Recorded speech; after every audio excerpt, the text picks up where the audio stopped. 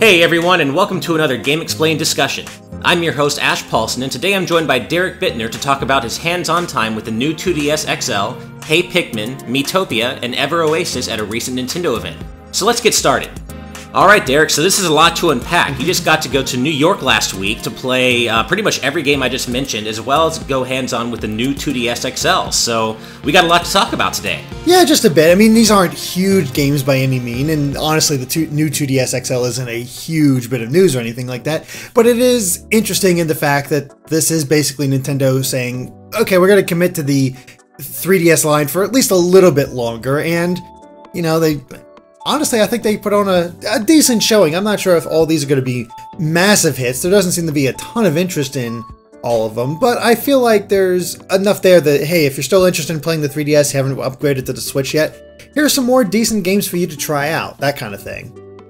Yeah, I mean, and it's nice that they're doing this even as the Nintendo Switch proves to be a really fast seller. I mean, of course, we got to see the legs it kind of has, but it's been a great seller out of the gate, an excellent seller, really. So it's nice to see Nintendo kind of double down on their support for the 3DS and 2DS, you know, despite that. Yeah, absolutely. And it did mention, like, I had a little bit of a presentation before they let us go hands-on with all this stuff about basically Miitopia and also the 2DS itself.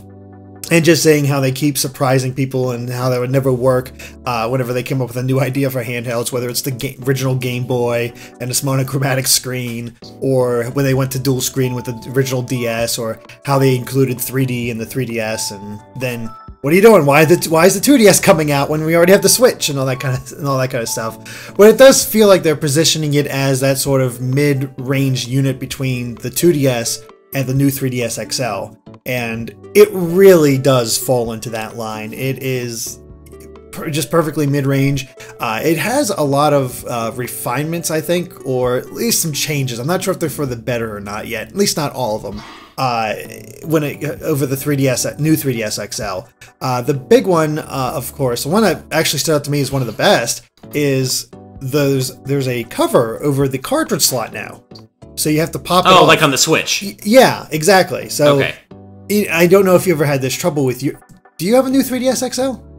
Yeah. Okay, so did you ever have trouble where your hand got into a position where you accidentally popped the cartridge out, or felt like you might? No, I've heard of that happening to people, but that has not been a problem for me personally. Yeah, that's the same thing is with me. Like I've never popped it out, but there is always that little concern. It's like, oh, I hope I don't position my hand in just the wrong way, and that sort of mitigates that fear, and it honestly just makes it look better.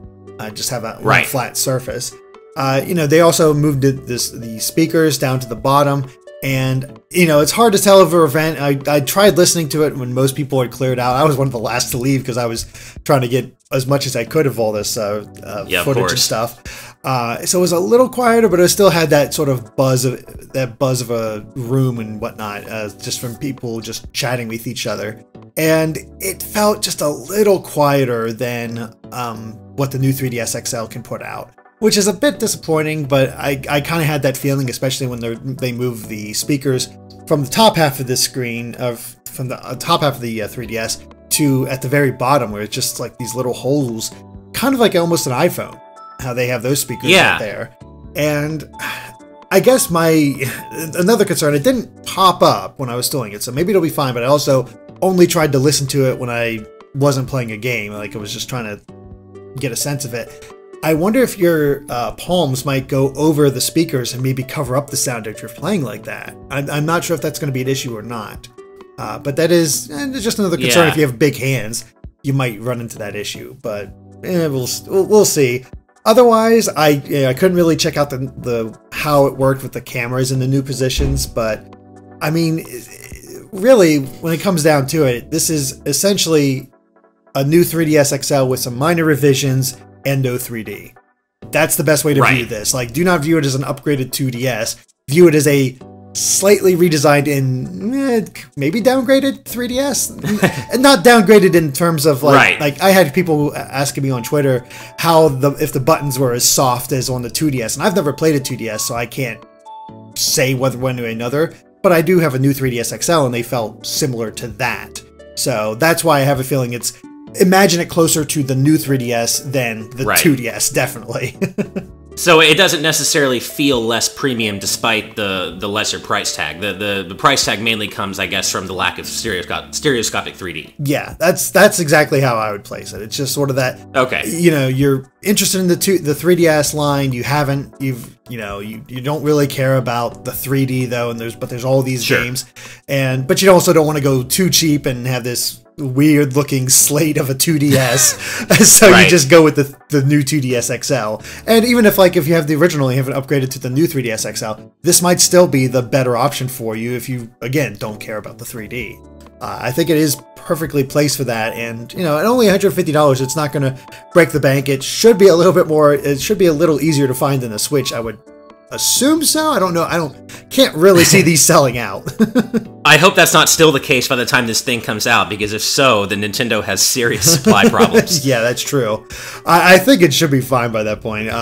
Because I guess it is true. It doesn't come out until mid-July, July 23rd, I think it is, or July 21st or something around there. Yeah, somewhere around there. I don't have the exact date off the top of my head, but somewhere near there. But yeah, it's a fine piece of hardware, another refinement, and I see where unlike a lot of the refinements that they do half the time, I'm like, okay, I understand this one. This one makes sense to me and sort of fits. It also helps position the new 3DS as sort of their primary one, where all their games, Xenoblade and Hyrule Warriors Legends, actually will work on this system a lot better, Right. Well, and you mentioned that $150 price tag, and I think I mentioned this in our initial discussion about it, but I don't think that's a coincidence at all that comes in at exactly half of the Switch's price. Mm-hmm. I think that's a very smart move by Nintendo. Yeah, it makes a lot of sense, and yeah, it's just, especially you don't have the money for the Switch, cool, just get the 2DS for now, and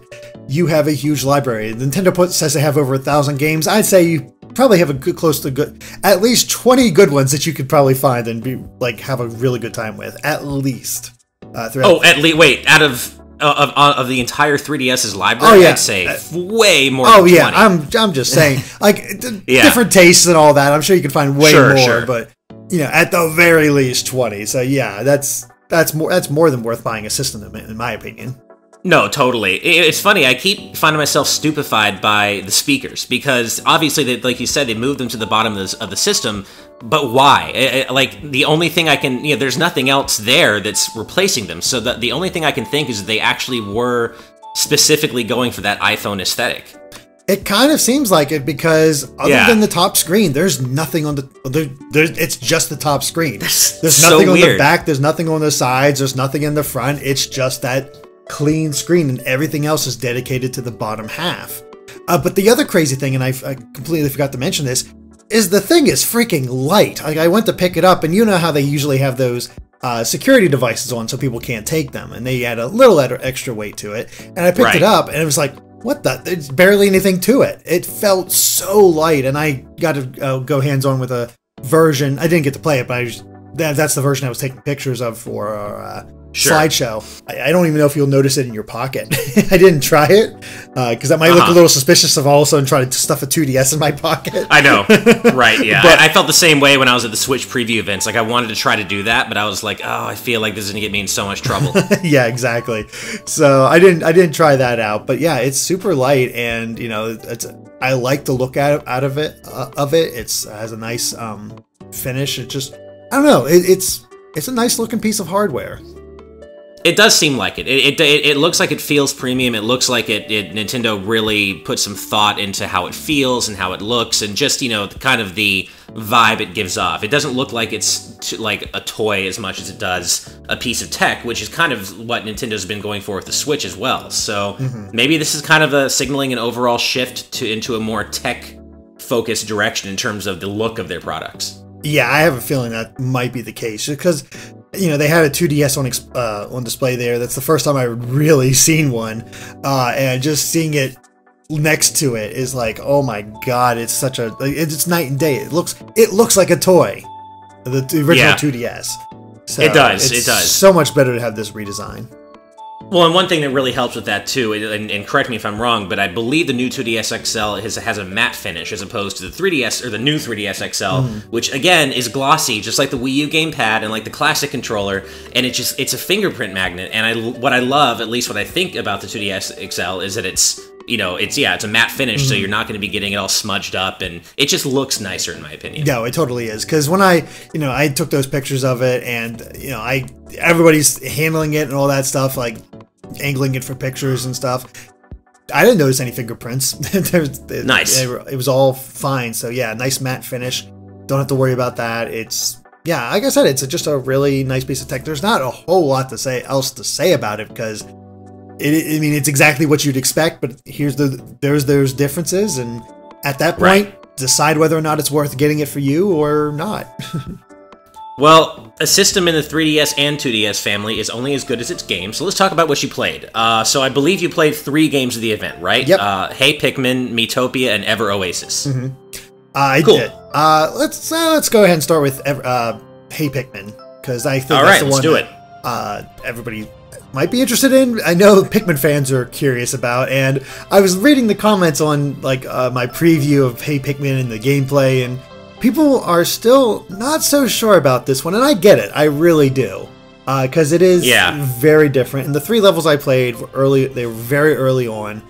Each one only focused on a single Pikmin, and I wasn't sure if they had they mixed and matched Pikmin later in the game, but people did confirm to me that they do that, so thank goodness for that, because that does imply that there'll be more complex puzzles, because the puzzles, this is still very much teaching you how to play. Red Pikmin didn't use any of their special abilities or anything like that. It's just, here's how you move, here's how you control, here's how you fight enemies, and then Yellow Pikmin, you can toss them up higher, and Blue Pikmin was probably the most interesting, because that's showing off the new swimming mechanic that Olimar has, and a new way to actually toss your Pikmin, where they don't go and stay wherever they are. It's almost like a boomerang, where they go out, hit whatever you're throwing it at, and then immediately swim back. So it makes it easier to keep track of them underwater, which is a very good thing for that kind of thing. But yeah, you definitely, you should know this just by looking at it, but definitely don't go into this game expecting a full Pikmin experience. This is very much Pikmin in 2D. I think I had a max of maybe 15 to 20 Pikmin at any one time in one of the levels, and it was all very simple, very relaxed, and I don't know. I had a pretty good time. It didn't blow me away or anything, but the thing that kept popping up in my head was, I can see Pikmin being a little too complicated on consoles for kids. If they wanted to get their head wrapped around the concepts of the games, this might not be a bad way to do it, because it's really easy to pick up and play. You just move Olimar with the control pad, and then use the stylus to toss your Pikmin or tap whatever, and take care of that. It's very easy to use. You tap your jetpack in order to use it, and you can cross gaps or reach higher places if you want with Olimar. It all works rather well. It's just, kind of simple, and I think that's where people are gonna maybe come down on it, is that it might be too simple for them. They want the complexity there, which the later portions of the game might do once they mix and match the Pikmin more. It's hard to say just from that little bit, because I only played 3 stages, and I think it only took me a grand total of like 15 minutes to get through those 3, and I was being pretty thorough with searching for everything. Well, now, despite the simplicity, do you think does it feel organically like a Pikmin game, or does it feel like a platformer that just has Pikmin slapped on top of it? No, this feels organically like a Pikmin game, because Olimar can't platform. He can't jump at all. He can only climb up these small ledges, and the only way you're getting to higher places is either climbing vines or using your jetpack to get just a little bit higher up. There's a meter where it runs out as you're using it. It'll refill once you land, but you can only go so far. And it just felt like, it did feel like kind of like Pikmin, where there was these hidden things that you were looking for, and there's some elements of, that they taking advantage of the 2D aspects, where it looks like there's a wall here, but this part seems a little different from the rest. Let me walk towards it, and what do you know? It's a hidden wall, and I can walk through and find even more goodies or a hidden treasure or something like that. those type of 2D platformer concepts that you see a lot of the time. So it does have those aspects, but as far as controlling Olimar, it feels very much like a downscaled Pikmin game in those ways. Okay. Yeah, it's the best way I can do it. But I will say, one of the things that surprised me and I absolutely love about this game is every so often you don't grow Pikmin in this one. You find them in nests or you find them in trouble. Like in one case, I was walking along and all of a sudden these bugs were carrying all these red Pikmin across, and I'm like, oh shoot, we gotta save them. So we're tossing up other Pikmin to save them, and then I can recruit them once they fall, or I can find them in nests, or even they're doing their own little thing. Like there's this little pipe that they're exploring, and they go in, and all of a sudden it rattles around and to a comedic effect, and they're all screaming and whatnot, and they get chased out by a little bed bug or some kind of enemy like that, little tiny enemy, and it's very reminiscent of the Pikmin shorts that they put out. Right. Well, yeah, and I know it's probably good that you played this and not me, because even compared to you've played Pikmin 1 at least. I haven't even played that. I've played a little bit of Pikmin 3. I just, for whatever reason, I haven't been able to get into the series over the years. I keep trying. I just don't think it's my kind of gameplay in terms of that kind of unit management type thing. But this might be a nice entry point into the series for people like me who, yeah, obviously I love platformers, so maybe this is a good way for me to get my my feet wet with Pikmin. But yeah, it's hard to say, because I don't know if that would be enough to push a player like me who's not into the series' regular gameplay, if that would be enough to push me into a mainline Pikmin game. But it is nice to see Nintendo kind of, experimenting with the series, kind of, trying to explore new genres with the series and see where it can be viable. Yeah, this is absolutely a spin-off. If anybody thinks there's no way this is going to be considered Pikmin 4. Right, I mean, like, where in the Pikmin timeline does Hey Pikmin fall? These are important questions. Yeah, exactly. The elephant in the room about this game is the fact that the developer is Arzest, which are, I think, mainly well-known recently for also producing Yoshi's New Island, which, as we all know, didn't quite light up the sales charts and wasn't, all that well-received. So, could you feel that kind of, that pedigree in this game? Like, did it feel average in the way that... I mean, that's kind of a loaded question, I realized. I guess I can't really ask it like that, but you know what I mean. Like, this is obviously coming from the same developers who made Yoshi's New Island. Did it feel a little uninspired, I think you mean? Yeah, I guess. It's hard. It's so hard to say, because like I said, I'm early on where it is basic. And it's really easy to say, it's average because of that. But I don't want to. I don't want to say that yet, because they could change it up. And this is, quite different from Yoshi's New Island, because, I mean, the thing with Yoshi is that you can just run through those levels as quick as possible and beat the game and no worries. But it's all about the collection aspect. And Pikmin is sort of the same way. You could rush through, but, there's 3 hidden treasures per level. There's all these seedlings that you can collect as well. I think gold seedlings they're called, or something like that, that you're collecting as well. And I don't know what they build to yet, but it's just something that you can do to make the levels last a little bit longer. But there's also the aspect where I found there was a secret exit to the game. But the only way I could reach it is if I was able to keep enough of my Pikmin alive. Now, I don't know what that secret exit does, just because I have an idea, but I'm not positive on it, so I don't want to say anything to lead people in certain directions or anything like that. But there are hidden exits that are only available if you keep enough Pikmin alive, if you find enough, and if you manage them well enough. So I do like that there is that sort of reward. So there's definite depth built in here for people who want maybe more than just the base level challenge. You really want to get into it, get 100%, and maybe be challenged a little more along the way. Yeah, I think that's the case. We'll see. Cool. We'll see how it exactly expands. But I mean, the game has a nice soft look. It's kind of reminiscent to Yoshi's New Island in a way, but it looks much better. Like this game, you're dealing with very small, Olimar's not that big, the Pikmin aren't that big, the camera's pretty zoomed out so you can get a better idea of what's going on, but because of it's so colorful, I never had trouble keeping track of where I was going, what I was doing, how I lost, if I lost Pikmin or anything like that. And there was a point where I got separated from 2 Pikmin during that part where I was trying to find the secret exit. I didn't have enough. I was like, oh shoot, and then it was told me you left some Pikmin from behind. And so I went back, and what happened is they had gotten some of those seedlings, or whatever the collectibles are, and they didn't go past the fake wall with me to that section.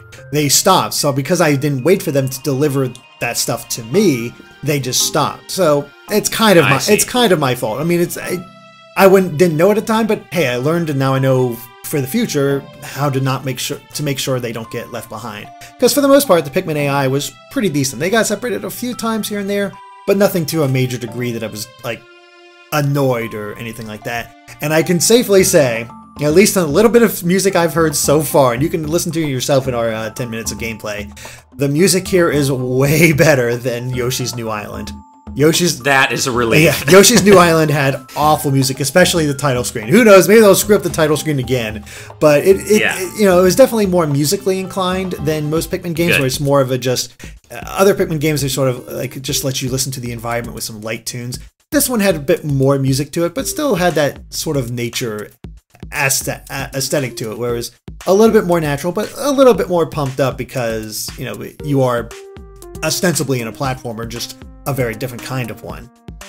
Yeah, and that's good, because platformers, too, are kind of known for more, just more driving music and more just present music than Pikmin usually has. Like you said, Pikmin's more about the environmental sound and some light soundtrack, but platformers, you kind of need those strong, melody-driven songs, so that's good to hear. Yep. So, yeah, it's hard to really declare anything about Hey Pikmin yet, but I don't think it's definitely not going to be a bad game. And to be fair, I don't think Yoshi's New Island was a bad game. It was just objectively average, as you put it. Yeah. Now, I'm going to ask this. I'm probably going to ask this about all three of these games, but I have to do it. Did you try the 3D? Does it have 3D? Did you even try the slider? Or I have heard that Hey Pikmin does not have 3D. Okay. I'm not positive. I did not check any of them. I can tell you this right now. I didn't check it for any of them. I do think that Ever Oasis has 3D though. I can tell you that. Okay. And I'm not positive about Miitopia. For shame, Derek, for the 5 of us out there who, I said something about this on my Twitter once, and there are actually a lot more people out there than you think who came out of the woodwork saying, I like the 3D, I use it all the time. So, hey, yeah, I guess there are at least a few more people out there who use it than I thought. Yeah, I didn't want to mess with the recording software since I was... No, I understand. The recording units were on the 3DS, while the, just playable units were on the 2DS. Even if I wasn't recording, I couldn't tell you at all, since it would have been on the new 2DS. Yeah, no, the only reason I asked is because I remember it specifically you said the recording units were 3DSs and not 2DSs, so... Yeah. It might pop, but I don't know. I could see it. Hey Pikmin maybe taking advantage of this, but nothing seemed like it would be that much better for him to 3D on in Hey Pikmin's case. Okay, well, I think that's a good place to end this discussion for now, but stay tuned for part 2 coming very soon, where we'll talk in depth about the other games Derek played, Miitopia and Ever Oasis. In the meantime, if you enjoyed this video, please hit that like button, subscribe to our channel, and follow us on social media. You can find all the relevant links in the video description below. Otherwise, keep it on GameXplain for more on the new 2DS XL, Hey Pikmin, and all things gaming.